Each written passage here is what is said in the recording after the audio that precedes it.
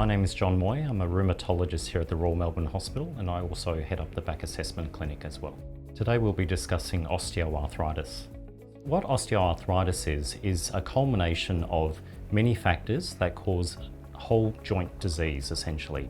In the past, we previously thought about osteoarthritis very simply as degradation of cartilage, but we now understand that it's actually the whole joint that's involved, not just the cartilage, but the bone remodels, the muscles often weaken, and the adjacent tendons and ligaments can also become disrupted. In Australia, currently, approximately 2.2 million people have osteoarthritis based on the last census, but we know that as people get older, approximately 1 in 5 Australians will have osteoarthritis after the age of 45. So the causes of osteoarthritis are thought to be multifactorial. We think it's a culmination of genetic factors for people. So certainly if you have a family history of osteoarthritis, there is a tendency for arthritis to run through the family. We know that there are also intrinsic factors to that person, their behaviours that may also put them at risk. So for example, if a person is carrying a bit of extra weight, we know that that's certainly a risk factor for getting osteoarthritis too. If they have diabetes, poorly controlled blood sugars, this can be a risk factor too. In people who smoke or consume excessive amounts of alcohol, we know that these behavioural behaviours can certainly cause accelerated loss of cartilage. And so we encourage people who smoke and drink too much really to try and give up the cigarettes and also reduce their alcohol consumption. We know that physical trauma to a joint can play a significant role too. So this is an important preventative message for particularly young people or even older Australians who engage in physical activity, that when you're engaging in exercise, it's important to wear the appropriate protective equipment and to make sure that you're practicing or exercising in a safe manner, that you're not causing injury to the joints. So these are some of the factors we know that can culminate in the onset of or cause of osteoarthritis. The way we diagnose osteoarthritis, it can be principally a clinical diagnosis.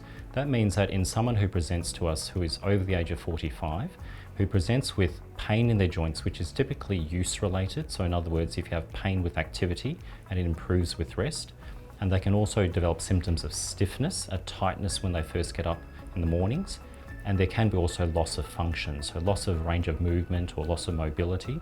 In situations where patients present at a younger age or they present with unusual locations of osteoarthritis, we may want to perform further investigations to clarify whether it is in fact osteoarthritis or another subtype of arthritis. My name is Yash and I'm an advanced practice physiotherapist at the Royal Melbourne Hospital. Physiotherapy plays an important role in management of osteoarthritis, regardless of severity or stage of disease.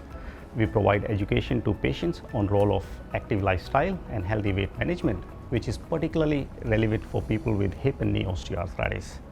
We work closely with patients through a range of exercises aimed at improving their strength, balance and mobility, also helping them regain confidence and optimizing functional independence. We also work very closely with specialist services such as rheumatology and orthopedics for patients who may require additional pain management support or surgical planning.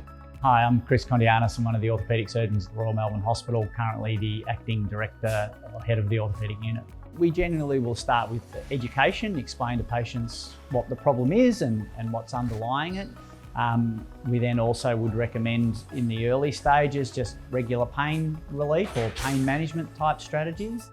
Injections into the knee joint can sometimes help reduce pain for periods of time. All these things designed to try and avoid an operation if we can, but eventually those treatment modalities are no longer successful, so the patients end up having a discussion and opting to proceed with a knee replacement. Depending on the age of the patient, you can sometimes realign the bones to change the load bearing. So if only a single part of the knee is affected, we can change the alignment and take the pressure off that part of the knee and reduce their pain that way.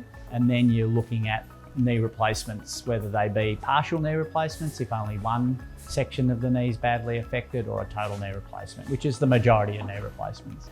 Our goals are to reduce pain to levels that are manageable. Most knee replacements probably still get a little bit sore, but nothing like what the patient's been putting up with. The key is just to improve their mobility and their quality of life. So the main reason we're doing this operation is they can't be as active as they'd like to be because of pain.